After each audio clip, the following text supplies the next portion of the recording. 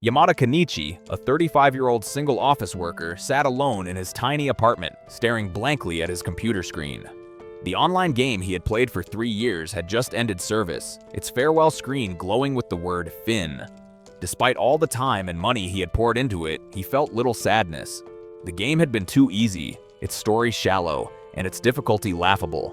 He had only kept playing in the faint hope that an update might someday make it worthwhile. When he checked the company's website, he discovered they were releasing a new game. His interest vanished instantly after reading its features. Automatic leveling, class resets, AI-controlled battles, and guaranteed legendary loot boxes. To him, it sounded even worse. An AFK game for players who wanted everything handed to them. Disgusted, he reminisced about the brutal MMORPGs of his youth, where leveling took months. Death meant losing equipment and experience, and bosses required massive raid parties for hours just to drop a single item. Those hardships had made progress meaningful. Determined to find a real challenge, Kenichi searched online using the words "Game Hell Mode Challenging." Instead of a normal game site, he found a strange page inviting him to a game that would never end. Intrigued by the promise of endless content, he clicked through. The setting was medieval fantasy, filled with swords and magic. Before downloading, he was asked to configure his preferences in a browser. First came the difficulty selection: easy, normal, extra, and hell.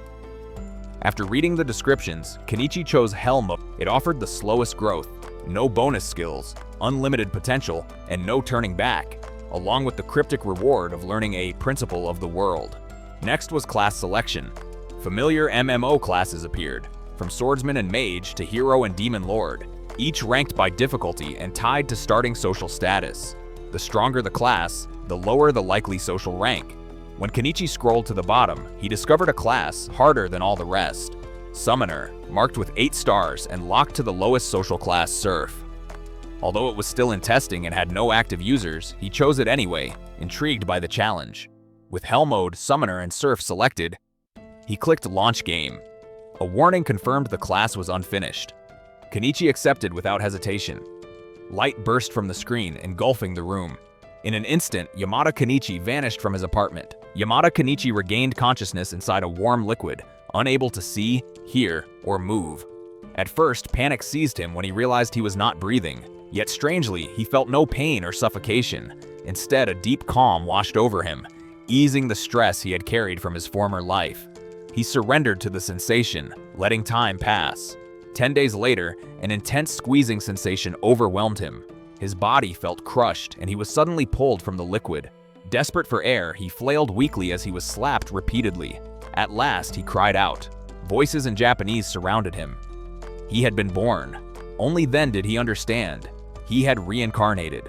Though grateful, he could not help wondering why he had regained consciousness before birth instead of later in childhood.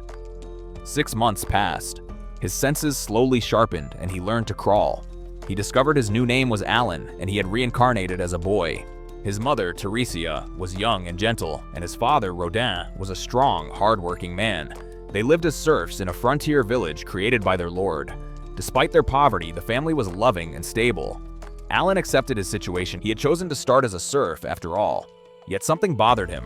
No matter how many times he tried to call up his status, nothing happened. There were no signs of summoner abilities or mana. He concluded that this was the true cruelty of Hell Mode: no guidance, no interface, and no early power. Another 6 months passed. Alan turned 1. One night, he casually tried again to open his status. This time, a thick black grimoire appeared before his eyes. Startled, he cried, but the book vanished just before his mother rushed in. Realizing only he could see it, Alan summoned it again and examined it closely. Inside were his suppressed stats, his class as summoner, and 3 skills: summoning, creation, and deletion. A second page listed his skill levels and the only available summon types: Insect H and Beast H, both at 0 quantity.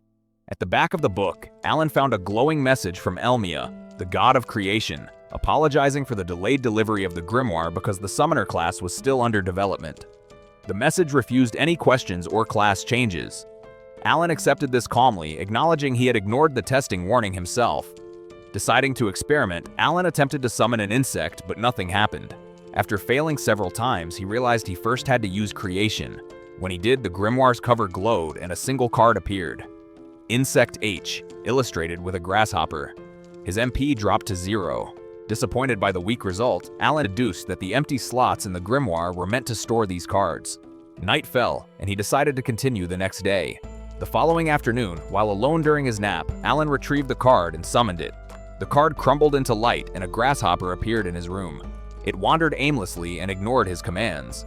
Checking his grimoire, Alan discovered a new page displaying the summon's status. The insect was weak but granted him small stat buffs. His own endurance and agility increased, delighting him.